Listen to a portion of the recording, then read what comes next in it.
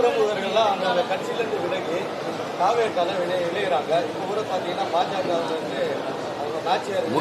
முக்கிய பிரமுகர்கள் அப்படிங்கிறது உங்களுக்கு எப்படி தெரியும்? நான் சொன்னா தானே தெரியும். இப்ப நான் சொல்றேன், போனவங்க யாரும் முக்கிய பிரமுகர்கள் இல்ல, வேற யாராவது இப்ப இருக்கிறவங்க தான் முக்கிய பிரமுகர்கள். இப்ப வேற ஏதாவது கேள்வி இருக்கா? அந்த பத்திரிகையாளர் தாக்கப்பட்டவர் மருத்துவமனையில் அனுமதிக்கப்பட்டிருக்காரு. தொடர்ந்து இது போல தாக்குதலுக்கு அது தொடரக்கூடாது, அது கண்டிக்கத்தக்கது. அது தம்பியுடைய கட்சி நிகழ்வுல நடந்தது, வருத்தமா இருக்கு. அது இனி வரும் காலங்களில் அதை தவிர்த்துக்கணும், அந்த மாதிரி நடக்கூடாது.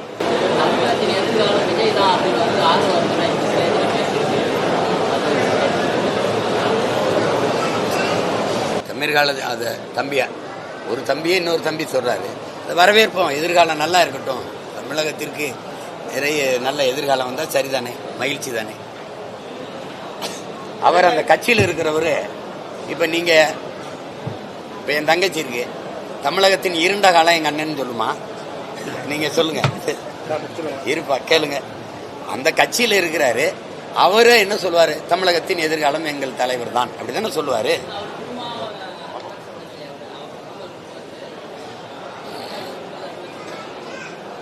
அவரை சந்திக்கும் போது ஏன் நீங்க அங்க இருக்கும்போது அவரை சொல்லல, இப்ப இங்க இருக்கும்போது இவரை சொல்றீங்கன்னு கேளுங்க.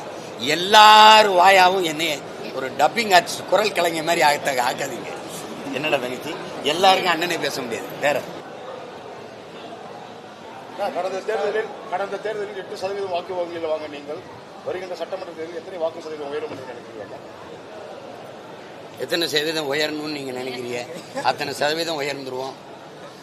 வாக்கு விழுக்காடு உயர்றதெல்லாம் எங்க நோக்கம், வெல்றதுதான் வேற. திமுக இந்தியை எதிர்த்தாலும் சமீபத்தில் துறைமுறையில் பேசுறது, நாடாளுமன்றத்துக்கு போனோம்னா உங்களுக்கு ஹிந்தி தெரியணும், இங்கிலீஷ் தெரியணும், இல்லைன்னா அண்ணாந்து பார்த்தோம்னா இப்பதான் நீங்க சரியான கேள்விக்கு வரீங்க. உங்களுக்கே தெரியுதுல்ல, அவர் ஐயா சொன்னது இல்லைன்னா அப்படியே பார்த்துக்கணும். இதுதான் திமுகவின் நிலைப்பாடு. இப்ப போடுறது நாடகம். உங்களுக்கு புரிஞ்சிருச்சா? நாடகம். ஐயா முரசொலி மாறன் இறந்த பிறகு கட்சியில நிறைய பேர் இருக்கும்போது ஐயா தயாநிதி மாறனுக்கு இடத்த கொடுக்குறாங்க. யாரா? ஐயா கருணாநிதி அவர்கள். இந்த மாதிரி உங்களை மாதிரி இதழியலாளர்கள், ஊடகவியலாளர் கேட்கும்போது, ஏன் நீங்க கட்சியில இவ்வளவு மூத்தவங்க இருக்கும்போது இவருக்கு தயாநிதி மாறன் கொடுக்குறீங்கன்னு சொன்னதுக்கு, கேட்டதுக்கு ஐயா கருணாநிதி அவர்கள் சொன்ன பதில், தயாநிதிக்கு இந்தி நல்லா தெரியும், வட இந்திய தலைவர்களோடு பேச வசதியா இருக்கும், வேணா எடுத்து உங்களுக்கு அனுப்பிட்டா அவர் பேசுனது இருக்கு. இது நடிப்பு, நாடகம். இந்திய இன்னைக்கு தான் திணிக்குதுன்னு நீங்க நினைச்சிட்டு இருக்கீங்களா? எந்த இடத்துல இங்க இந்தி இல்ல.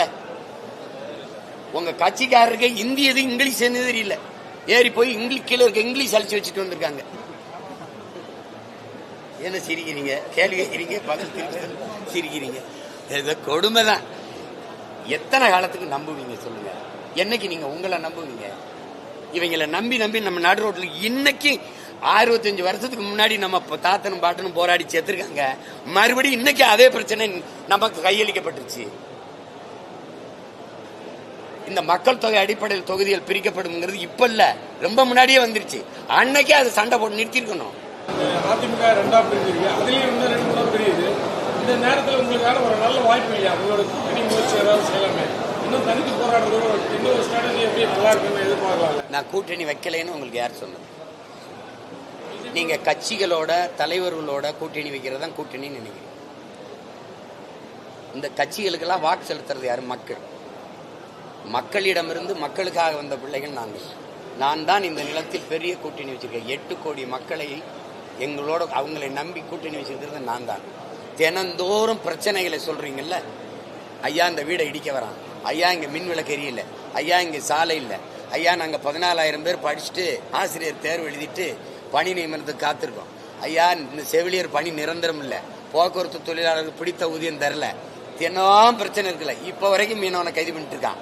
இந்த ஒவ்வொரு பிரச்சனையை எடுத்துக்கிட்டு கண்ணீரோடும் கவலையோடும் அந்த வீதியில் நின்று கதறாங்கல்ல, இந்த மக்கள் எல்லாரோடும் நாங்க கூட்டணி வச்சிருக்கோம். மிகப்பெரிய கூட்டணி இந்த நிலத்தில் வச்சிருக்கிறது நாங்க தான்.